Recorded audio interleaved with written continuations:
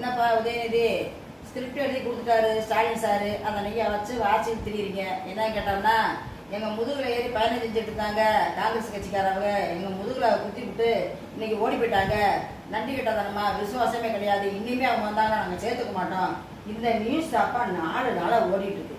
கேட்டு கேட்டு காது சம்புலாம் கிழியுது. எதுக்குதே இப்படி ஓயாமல் ஒளிபரப்பு பண்ண சொல்றீங்கல்ல, காசை கையில் நீங்கள் கொடுத்துறீங்க. இந்த சேனல்காரங்க ஓயாமல் சொல்லிட்டு இருக்காங்க. நீங்கள் என்ன செஞ்சீங்க? உங்களோட வந்து 56 வருஷம் இருந்தாங்க காங்கிரஸ் கட்சிக்காரங்க, இந்த சிறுபான்மை கட்சிக்காரங்களும் சேர்ந்துதான் இருந்தாங்க. அவங்களுக்கு சட்டசபை நீங்கள் பார்க்க விட்டீங்களா?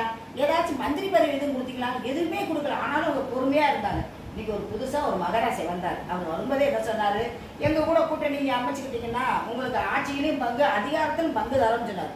சொன்னதை நிறைவேற்றி கொடுத்தார். அதனால என்ன பண்றாங்க? இப்படி சொல்றாங்க யோசனை பண்ணிட்டு உடனே அவங்களோட ஆதரவு தெரிஞ்சாங்க. இது உங்களுக்கு பொறுக்கலை. இவங்க வந்தோடனே கொஞ்சம் கொஞ்சமா முஸ்லீம் லீக், இந்திய லீக் அப்படின்னு எல்லா கட்சியும் வந்துட்டாங்க.